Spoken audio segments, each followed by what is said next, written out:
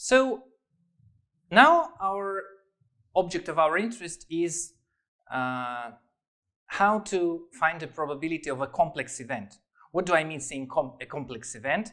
That means an event that is a result of some operations, unions, intersections, differences, and so on some other events such that their probabilities are already known. And we have several special formulas that help us to find such probabilities. So the first of these formulas is the multiplication rule, or the multiplication theorem. For two events, A and B, this theorem states that the probability of intersection of A and B is equal to P of A times P of B given A. P of B given A is a conditional probability. So probability of B given that A has already occurred.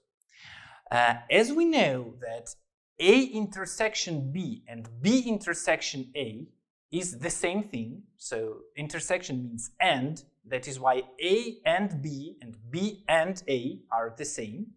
So we can say that this probability can be also found as P of B times P of A given B.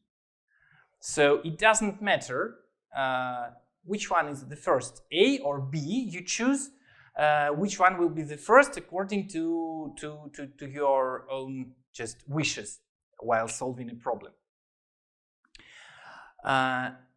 So how the multiplication rule works for three events, for the intersection of three events. So if you have A, B, and C, probability of their intersection is equal to P of A times P of B given A times P of C given A intersection B.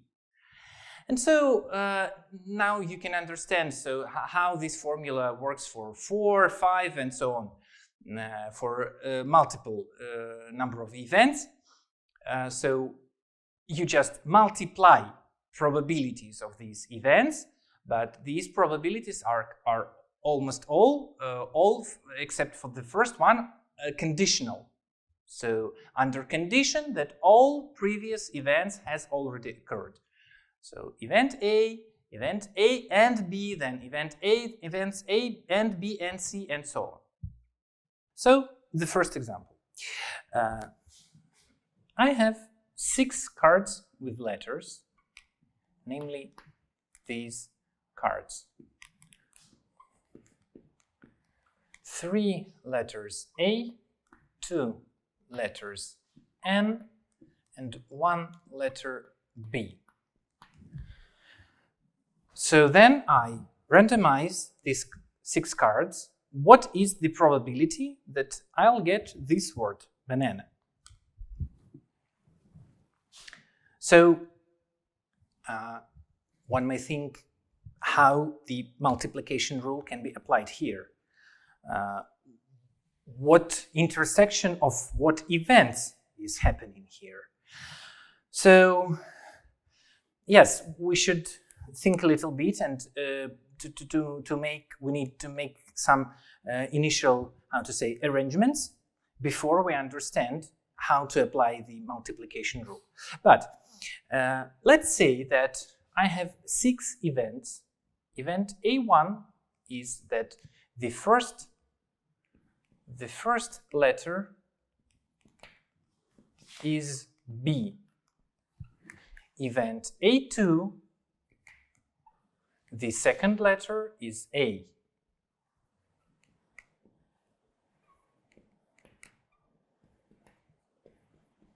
Event A3, the third letter is N, and so on, up to A6, the sixth letter is A. And my event of interest is getting the word banana, and this event is an intersection of these 6 events. So A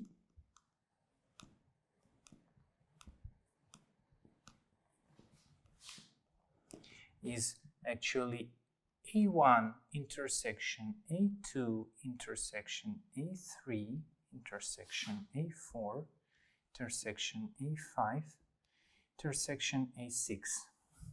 So I need all these 6 events happen at the same time together. So now I can apply the multiplication rule for these intersection. So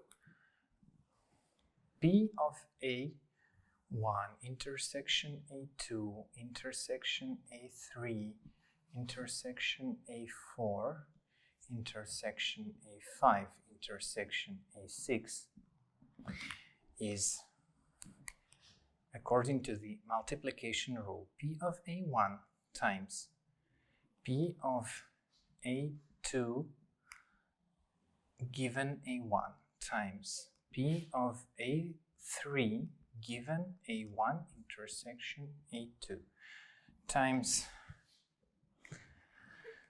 P of A4 given A1 intersection A2 intersection A3 times P of A5 given intersection of